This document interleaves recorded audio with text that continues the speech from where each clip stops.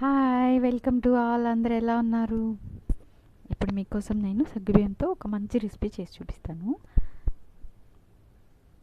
దీనికోసం ముందుగా ఒక బాండిల్ పెట్టి దాంట్లో ఆయిల్ వేసి బాగా హీట్ అవనిద్దాము.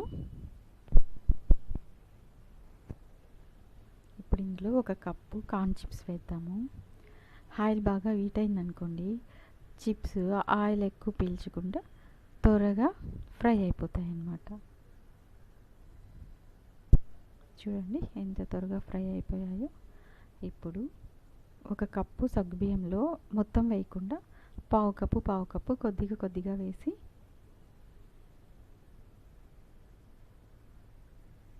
బాగా ఫ్రై అవనిద్దాము. చూడండి బాగా ఫ్రై అయిపోయాయి కదా.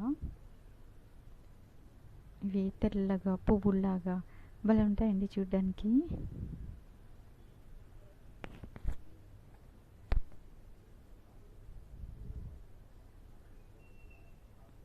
ఇప్పుడు ఒక కప్పు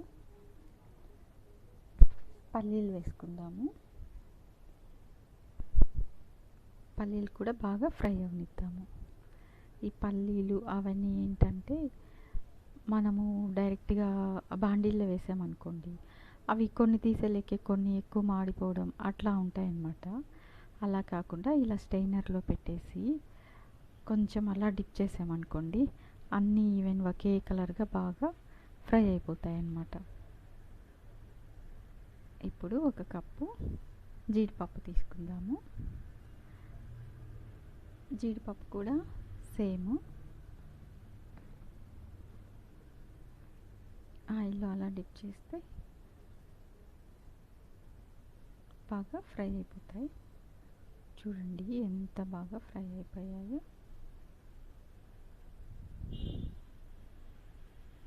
మీలో ఎవరైనా నా ఛానల్ని ఇంకా సబ్స్క్రైబ్ చేసుకోకపోతే కొత్తగా చూసేవాళ్ళు సబ్స్క్రైబ్ చేసుకోండి, లైక్ కొట్టండి. ఇప్పుడు ఒక కప్పు బాదం కూడా ఇలాగే కొంచెం ఆయిల్లో బాగా డీప్ ఫ్రై చేసుకుందాం. చూడండి మన బాదం బాగా ఫ్రై అయిపోయాయి. ఇప్పుడు ఒక కప్పు ఎండు కొబ్బరి తీసుకుందాము. ఎండు కొబ్బరి కొంచెం బాగా ముక్కలుగా కట్ చేసుకోవాలి. ఎండు కొబ్బరి కూడా అంతే అండి, అలా ఆయిల్ వేసేసి ఒకసారి అట్లా డిప్ చేసామంటే ఈజీగా ఫ్రై అయిపోతాయి. చూడండి బాగా ఫ్రై అయిపోయాయి కదా. ఇప్పుడు ఒక కప్పు కిస్మిస్ తీసుకుందాము. ఎండు ద్రాక్ష, ఇవి కూడా ఆయిల్ వేసి అలా డిప్ చేసామంటే బాగా వచ్చేస్తాయి. ఇప్పుడు మనం ఎక్కడైనా జర్నీ చేసేకి బయటికి వెళ్తాం కదా, అట్లా బయట వెళ్ళినప్పుడు ఇట్లా చేసుకుని వెళ్ళామనుకోండి, చాలా బాగుంటాయి మనకి తినేదానికి. ఇప్పుడు ఒక కప్పు పచ్చిమిర్చి, ఇవి కూడా ఇలాగే ఆయిల్ వేసి డిప్ చేసుకుందాము. ఈ పచ్చిమిర్చి కూడా స్టెయినర్లో వేసి అట్లా డిప్ చేసామనుకోండి, గింజలు అవన్నీ ఉంటాయి కదా, అవన్నీ ఆయిల్లో పడి ఇది అవ్వకుండా మాడిపోకుండా ఇట్లాగా నీట్గా ఆయిల్ బాగుంటుంది. ఇట్లా మనం ఈజీగా తీసేసుకోవచ్చు. చూడండి మన మిర్చి కూడా బాగా వేగిపోయింది. ఇప్పుడు ఒక కప్పు